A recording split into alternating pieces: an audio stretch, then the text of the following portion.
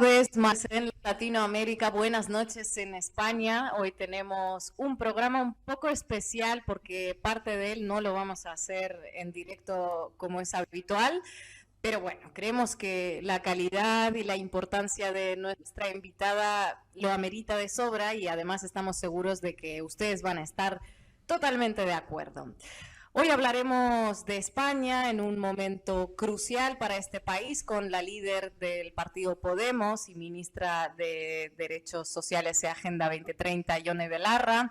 Y hay mucho de lo que hablar. En primer lugar, porque están pasando un montón de cosas en este país. Las movilizaciones de la ultraderecha que no se hace a la idea de que no va a gobernar porque perdió las elecciones, la investidura de Pedro Sánchez en otro golpe de guión de la carrera de este político que parece tener más vidas que un gato, y la ya siempre previsible ruptura de la izquierda, esta vez ante la marginación que sufre el partido Podemos por parte de la otra formación de izquierda, por parte de los líderes de Sumar, la coalición junto a la que Podemos se presentó a las elecciones.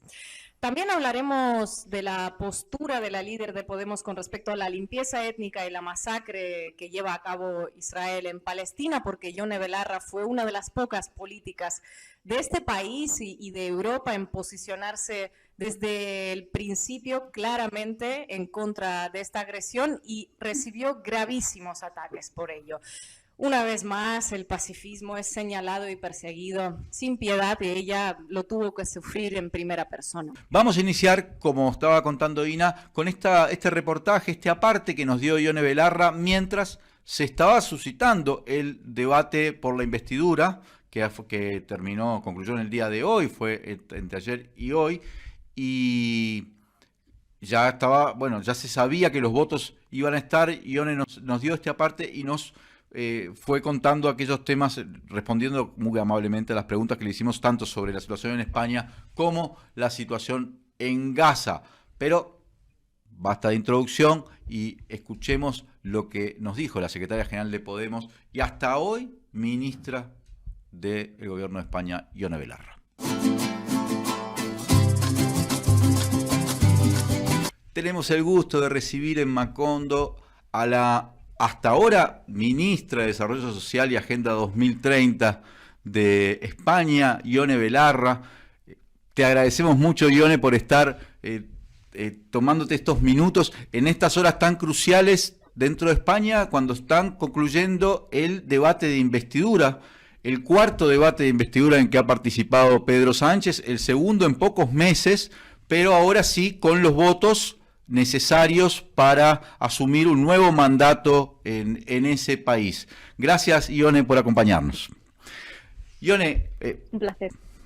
Primero queremos preguntarte, bueno, sobre este debate de investidura. Se alcanzó luego de un acuerdo entre Pedro Sánchez, el gobierno, y Junts y los independentistas catalanes para aprobar una amnistía que da por tierra con toda la persecución contra los dirigentes políticos catalanes, en particular Carles Puigdemont, que estaba en Waterloo, exiliado, luego del proceso de la consulta, bueno, lo que conocemos que sucedió en Cataluña ya hace unos años. Esto ha suscitado grandes movilizaciones de la derecha y, francamente, discursos de ultraderecha, incluso en la calle. ¿Cómo evalúas este proceso, esta posibilidad que se abre luego de aprobarse esta ley de amnistía que permite obtener los votos necesarios, reunir los votos necesarios para la investidura? Bueno, lo primero que creo que es importante explicar es que nosotras estamos de acuerdo con la ley de amnistía porque permite la desjudicialización definitiva del conflicto entre el Estado español y Cataluña.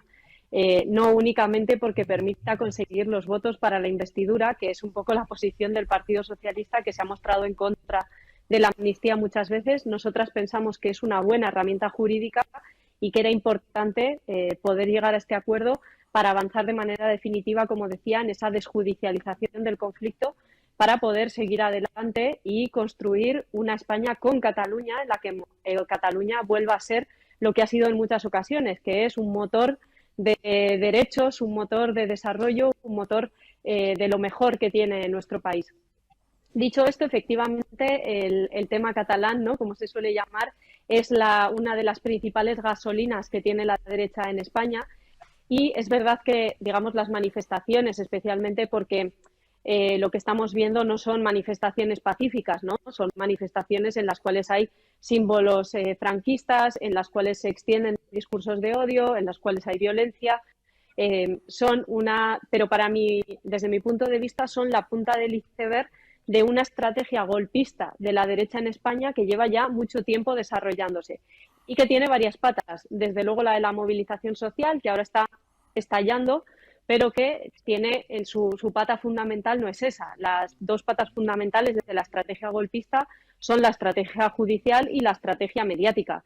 La estrategia judicial, ¿en qué se concreta? En que el Partido Popular, el principal partido de oposición en España, que es, digamos, la derecha clásica o la derecha conservadora, en realidad lleva casi 5 años incumpliendo la Constitución española y evitando renovar el Consejo General del Poder Judicial, que es el gobierno de los jueces. ¿Esto qué significa? Bueno, pues que la estrategia golpista de la derecha, desde mi punto de vista, va a tener una expresión en la calle, pero que la más peligrosa para la democracia española tiene que ver con la desestabilización de las instituciones democráticas a través de la judicatura. De hecho, la judicatura ha sido la principal oposición a lo largo de esta legislatura y lo va a seguir siendo. Llegamos a ver un golpe judicial al Poder Legislativo en el que se impidió por parte del sector más reaccionario del Tribunal Constitucional una votación en el Senado en España. Entonces, efectivamente, bueno, me preocupan esas expresiones antidemocráticas en las manifestaciones, pero a mí que la gente se manifieste pacíficamente para defender sus ideas, obviamente siempre lo respeto. Lo que me preocupa es que no se respete la separación de poderes y que haya sectores reaccionarios en el Poder Judicial y también en el Poder Mediático que se erigen, ¿no?, como defensores, como oposición al gobierno ilegítima frente a un gobierno elegido legítimamente. Ministra, muchas gracias por estar aquí. Podemos consultó a sus bases sobre el apoyo a la investidura de Sánchez, el 85% se pronunció a favor. Le quería pedir una breve evaluación de la partición del resultado y cuál es el motivo de esas más de 7.000 personas para votar el no. Bueno, en este momento Podemos sigue siendo una fuerza muy grande dentro de la izquierda en España y se ve cada vez que abrimos un proceso de participación y les pedimos a los inscritos y las inscritas que participen. De hecho, la otra parte del espacio, ¿no?, que ha consultado a sus bases, que es la única, que es Izquierda Unida, apenas ha tenido 5.000 votos, es decir, 1 frente a 10 respecto al volumen de votos que ha tenido Podemos. ¿Esto qué significa desde mi punto de vista? Bueno, pues que el eje democrático, que forma parte de nuestro ADN y de nuestra identidad, es fundamental porque involucra a la gente. Nosotras, como dirigentes, no tomamos las decisiones, sino que las decisiones más relevantes en Podemos las toman las bases. Yo creo que revela nuestra capacidad de hacer política y nuestra capacidad de seguir transformando nuestro país, y también creo que señala por qué se ha tenido tanto miedo a las primarias abiertas y por qué el Partido Socialista siempre ha tratado de evitar que Podemos tuviera poder institucional, y es porque nosotras somos una fuerza que tiene las manos libres, que se debe únicamente a la gente y que puede, cuando gobierna, plantear transformaciones ambiciosas como hemos hecho en feminismo, como hemos hecho en derechos sociales y en tantos temas económicos, cuando en realidad lo que el Partido Socialista quería era que gobernando con nosotros se mostrara que lo que ellos hacen es lo que se puede hacer y nada más. Cuando en realidad nosotras hemos demostrado que cuando gobierna una fuerza como la nuestra, sí se puede transformar. Ministra, ¿qué tal? ¿Cómo está? Muchas gracias por estar en Macondo. Me voy un poquito hacia atrás para unir con el presente. Leandro refería a estas expresiones de la derecha en la calle con una demostración de violencia, lo que usted define como una estrategia golpista. ¿Hay en esto una suerte de frustración por finalmente haber obtenido un resultado electoral que no era el que esperaban? Digo, porque tal vez, como se dice en Argentina, habían almorzado la cena y ya se daban como gobierno y de repente las urnas no los acompañaron. ¿Hay eso en el fondo? Bueno, yo me declaro fan absoluta de las expresiones argentinas. es una de las cosas que más me gusta en la vida, tengo que decir, y efectivamente creo que no se puede definir mejor que como lo has dicho tú, la derecha se veía ganadora el 28 de mayo cuando se produjeron las elecciones autonómicas y municipales. La derecha obtuvo muy buenos resultados con muchas coaliciones de derecha y extrema derecha gobernando hoy en las comunidades autónomas y en muchos municipios en España y se veían ganadores de las elecciones generales. Y creo que ahí, una vez más, la gente y particularmente las mujeres han vuelto a dar una lección de democracia. Han demostrado que cuando la gente se moviliza, las cosas pueden cambiar y la historia no está escrita. A mí eso me parece fundamental.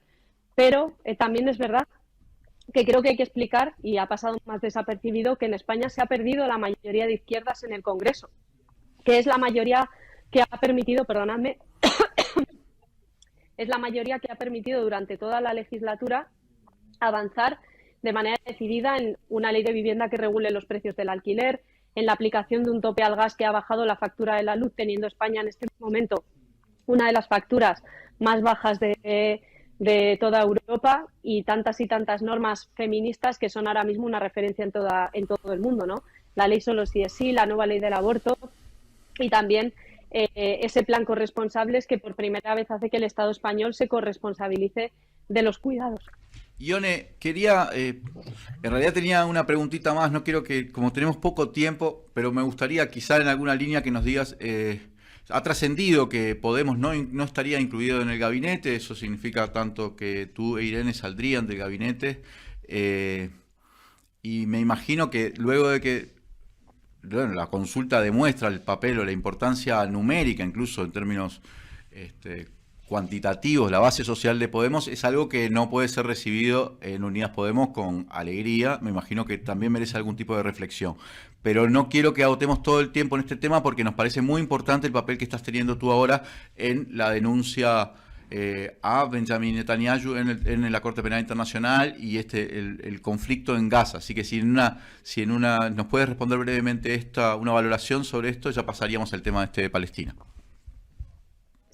Perfecto. Bueno, de momento esa decisión no está tomada. Hasta la próxima semana no se configura el nuevo gobierno y yo creo que esa pelota está en el tejado del Partido Socialista hasta el último momento y también a lo largo de toda la legislatura, porque como sabéis, organizar el gobierno es una prerrogativa del presidente y desde mi punto de vista no contar no solo con Podemos por su peso, por sus militantes, por la capacidad o sea, por el tamaño que tenemos, que es una evidencia, sino ante todo porque a lo largo de toda la legislatura Podemos ha sido el motor de las principales transformaciones, de plantear las principales medidas que después han sido adoptadas de manera natural por el electorado progresista.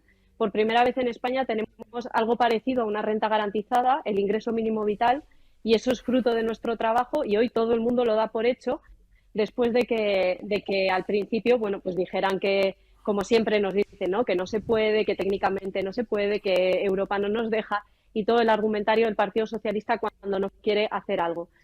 ¿Qué pienso yo? Que el Partido Socialista nunca ha querido un espejo en el gobierno que le recuerde permanentemente que sí se pueden hacer algunas cosas y sí se pueden hacer algunas transformaciones. Para mí ese es el eje fundamental del debate que estamos teniendo ahora y ese es el debate sobre la presencia o no de Podemos en el futuro gobierno. Porque en realidad Podemos es el recordatorio permanente al Partido Socialista de que podemos no conformarnos, de que se pueden cambiar algunas cosas, que el Partido Socialista es una fuerza muy conservadora con el poder económico, también con el poder judicial, con el poder mediático, que se adapta. Y sin embargo, Podemos está diciendo, bueno, tenemos un movimiento feminista que está planteando algunas de las reivindicaciones centrales de nuestro tiempo. El reparto del trabajo, el reparto de los cuidados, la subida del salario mínimo que iba a hundir la economía española.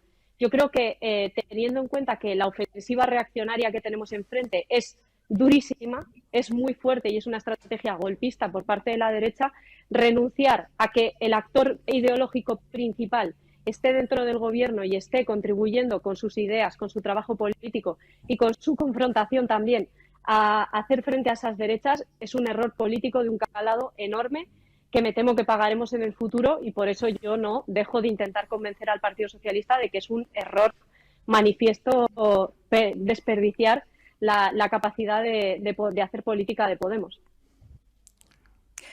Ministra, pasamos al tema de Palestina. Usted se sumó a los políticos que buscan llevar a Benjamín Netanyahu a la Corte Penal Internacional. Dos preguntas. ¿Cómo se atreve a sumarse a esa denuncia en un momento en el que cualquiera que denuncie crímenes de guerra de Israel es tachado de jaleador de Hamás prácticamente? ¿Y cómo evalúa la reacción a lo que está haciendo el Estado de Israel de la Unión Europea? Bueno, yo vengo denunciando hace tiempo el ejercicio repugnante, voy a decir, de hipocresía que está haciendo la Unión Europea, sobre todo porque la comparación con la guerra de Ucrania es tan reciente, tan evidente como la Unión Europea cuando quiere toma medidas muy contundentes, sanciones económicas, llevar a Putin y a su cúpula política ante la Corte Penal Internacional, incluso sin contar, por supuesto, todo el envío de armamento al que me he opuesto porque contribuye a la escalada armamentística y a la escalada bélica, pero incluso dentro de las acciones diplomáticas, todo lo que se ha hecho con respecto a Putin se podía haber hecho contra Netanyahu y no se ha hecho, básicamente porque Israel tiene un aliado muy poderoso, que son los Estados Unidos de América. Yo defiendo que tenemos que tener una política exterior autónoma, que la Unión Europea tiene que tener capacidad de tomar sus propias decisiones. Y esto es imprescindible porque, si no, cuando tú intentas dar lecciones de derechos humanos o vas por el mundo, digamos, siendo el adalid de la democracia, cuando después, en los momentos difíciles, en los momentos clave, se evidencia tan claramente tu silencio y tu complicidad con crímenes terribles como los que estamos viendo en Palestina, creo que tu credibilidad está simplemente por los suelos. Así que nosotras, en la medida de nuestras posibilidades, con el privilegio que tenemos ostentando este nivel de representación, no nos vamos a callar. Vamos a alzar la voz, aunque sea difícil, aunque lo que tengamos enfrente sea muy poderoso, que somos muy conscientes, pero también pensamos que es solo la gente decente, la gente humilde, la gente que quiere paz en todo el mundo, no solo en nuestros países, la que puede cambiar las cosas y la que puede decirle a sus gobiernos que basta ya de permitir una barbarie. Ministra, ¿y cuál sería, digamos, en este contexto una posición necesaria de esa Europa ante lo que está pasando? ¿Qué medidas se está propugnando que se impulsen? ¿Hacia dónde hacer para que finalmente se detenga lo que está pasando, para lograr un alto al fuego, algún nivel de diálogo? ¿Qué es lo que están planteando que se debería hacer desde la diplomacia europea? Bueno, hay 4 medidas muy sencillas que se podrían tomar mañana mismo y que son las que venimos defendiendo hace tiempo: romper relaciones diplomáticas con Israel, aplicar sanciones económicas ejemplares a Netanyahu y a su cúpula, llevarles ante la Corte Penal Internacional y, por supuesto, dejar de comprar y de vender armamento a Israel, que es algo que en el caso de los Estados Unidos, pero también en el caso de España, en el que se compra un volumen muy importante de armamento a Israel, sería una manera de bloquear digamos, la financiación del conflicto, ¿no? Que es lo que necesita. Israel es un Estado muy dependiente del exterior y precisamente por eso la comunidad internacional tiene una enorme fuerza para influir en lo que estamos viendo en el conflicto. Ione, no nos escapa que estás usando una kufilla, un shal palestino. Me imagino que todo tiene simbolismo, no es solo una indumentaria en este momento que se está viviendo. En las últimas horas, Israel asaltó el hospital de Al-Shifa, donde había, además de cientos de pacientes y médicos, muchísimas personas refugiadas. Lo hizo a sangre y fuego. No ha trascendido que hayan encontrado ninguno de los rehenes que se supone que estaban buscando, ni tampoco la existencia de un cuartel de Hamás, ni mucho menos un cuartel general de Hamás. Hamás ya había dicho que no estaban ahí sus cuarteles generales. Todo indica que es un crimen de guerra en el marco de un genocidio. Y hay una posición adoptada por la Asamblea General de la ONU de más de 140 países solicitando el cese al fuego. ¿Te parece que esto ya es una demostración de la ineficacia de los organismos internacionales para detener un conflicto?